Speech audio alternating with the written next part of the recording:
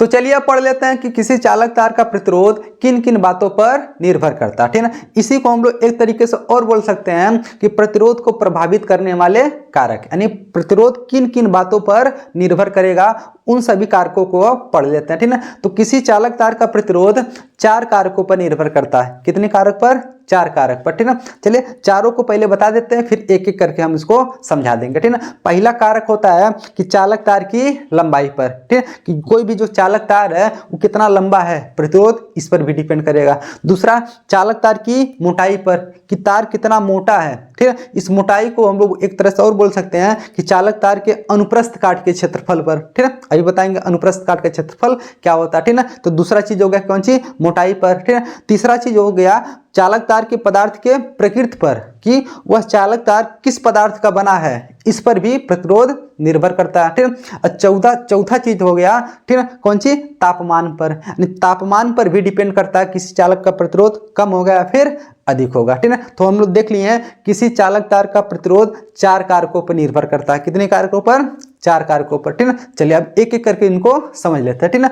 पहला क्या हो गया? चालक तार की लंबाई पर, ठीक है। किसी चालक तार का जो प्रतिरोध होता है ना, उसकी लंबाई के अनुक्रमानुपाती होता है, ठीक है ना।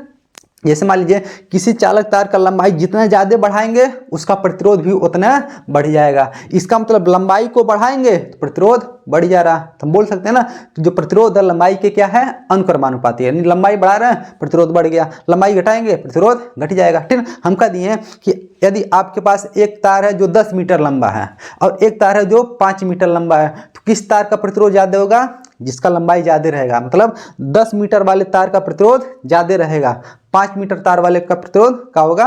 कम होगा, ठीक है। तो इस तरह से हम लंबाई को बढ़ाएंगे तो प्रतिरोध बढ़ जाएगा, ठीक है। तो इसको हम लोग लिख सकते हैं कि जो प्रतिरोध होता है यानी आर होता है अनुक्रमानुपाती होता है किसके? तार, चालक तार की लंबाई यानी एल के, ठीक है। लंबाई को एल से दर्शाते हैं ना, तो यहाँ पर देखिए लिख दिया है जो प्रतिरोध आर होता है वो अनुक्रमानुपाती होता है किसके? एल के, ठीक है। चालक तार की लंबाई हो गया, क्या हो गया? प्रतिरोध, ठीक है। वही देखिए हिंदी में लिखे भी हैं, ठीक है। क्या लिखे हैं? किसी चालक तार का प्रतिरोध आर, उसकी लंबाई एल के क्या होता है? अनुक्रमानुपाती होता है, यानी हम लंबाई को बढ़ाएंगे तो प्रतिरोध बढ़ जाएगा। तो देख रहे हैं प्रतिरोध किस पे निर्भर कर रहा है? लंबाई पर। दूसरा कौन सी है?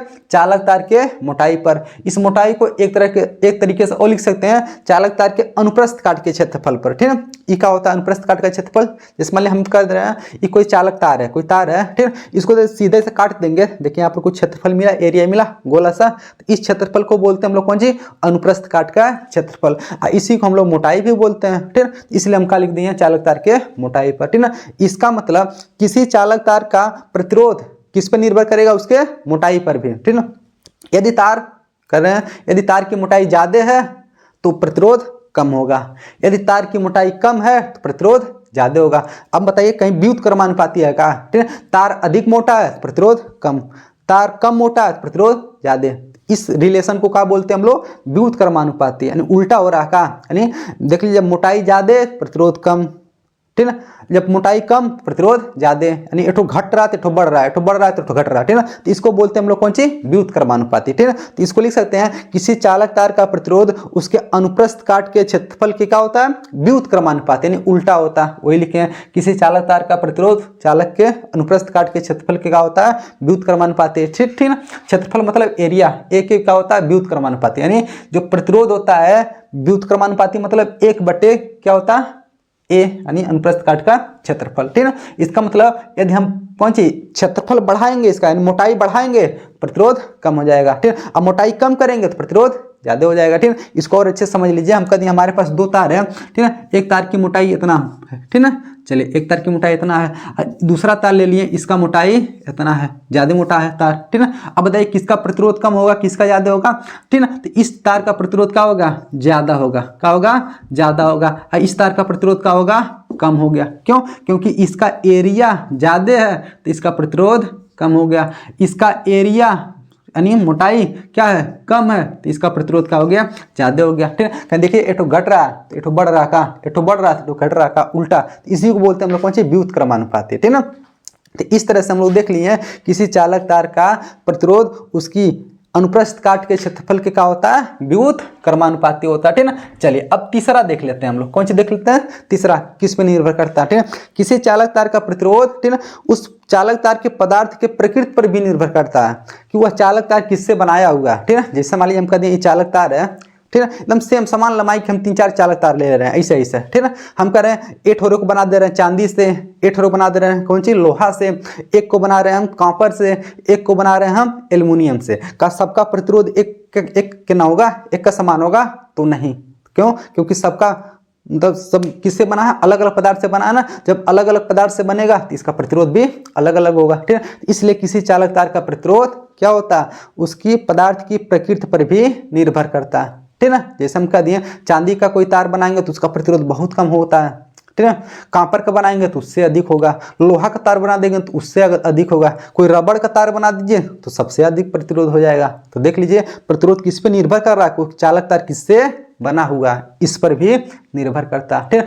चौथा देख लीजिए, चालक तारें ताप पर भी निर्भर करता है, ठीक है। किसी चालक तार का प्रतिरोध तापमान पर भी निर्भर करता है, ठीक है, ठीक है। तापमान पर निर्भर करने का मतलब ये होता है यदि किसी चालक तार का हम ताप बढ़ाएंगे ना तो प्रतिरोध भी बढ़ जाएगा, किसी चालक तार का ताप घटाएंगे तो प्रतिरोध भी घट जा रहा है। तो देख रहे हैं एक बढ़ा रहे हैं दूसरों बढ़ जा रहा है, एक घटा रहे हैं दूसरों घट जा रहा है, तो इस रिलेशन को बोलते हैं अनुक्रमानुपाती, ठीक है। तो हम लिख सकते हैं किसी चालक तार का प्रतिरोध उसकी ताप के क्या होता है, अनुक्रमानुपाती होता है। मतलब तापमान बढ़ाएंगे तो प्रतिरोध घट जाएगा, सॉरी प्रतिरोध भी क्या हो जाएगा, बढ़ जाएगा, तापमान घटाएंगे तो प्रतिरोध भी घट जाएगा, ठीक है। इसको और अच्छे एग्जांपल से समझिए, मान लीजिए आपके गांव के बाहर देखे होंगे पोल पर, ठीक है, तार और गया हुआ रहता है, ठीक है।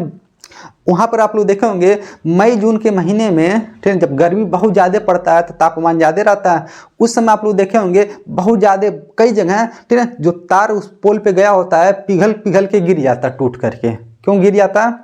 क्योंकि तापमान अधिक तो तार का प्रतिरोध अधिक, जब प्रतिरोध अधिक तो तार हीट ज़्यादा होगा, गर्म ज़्यादा होगा, जब गर्म ज़्यादा होगा तो तुरंत वहाँ से पिघल के गिर जाएगा। लेकिन ठंडी में ऐसा कहीं आप नहीं सुने होंगे कि ठंडी में कहीं तार गल के गिर गया।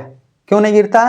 क्योंकि ठंडी में तापमान क्या होता है, कम होता है। जब ठंडी में तापमान कम होता है तो प्रतिरोध भी कम होता है, जब प्रतिरोध कम होगा तो उसमें उत्पन्न होबे नहीं करेगा, हीट होबे नहीं करेगा तार, और तार जब हीट नहीं होगा तो तार गल कर गिरेगा नहीं, ठीक है। तो इस तरह से हम लोग देख लिए कौन सी किसी चालक तार का प्रतिरोध है उसके तापमान के क्या होता है, अनुक्रमानुपाती होता है, ठीक है ना। यानी हम लोग तापमान बढ़ाएंगे तो प्रतिरोध बढ़ जाएगा, ठीक है। ये पेपर में पूछता है, बहुत ज़्यादा इंपॉर्टेंट है, इसको अच्छे से तैयार कर लीजिएगा आप लोग, ठीक है ना। यानी किसी चालक तार का प्रतिरोध 4 कारकों पर निर्भर करता है। पहला, ठीक है, चालक तार की लंबाई पर, दूसरा चालक तार की मोटाई पर या फिर अनुप्रस्थ काट के क्षेत्रफल पर, तीसरा पदार्थ की प्रकृति पर, चौथा किस पे, तापमान पर, ठीक है। लंबाई बढ़ाएंगे प्रतिरोध भी बढ़ जाएगा, ठीक है, लंबाई घटाएंगे तो प्रतिरोध घट जाएगा।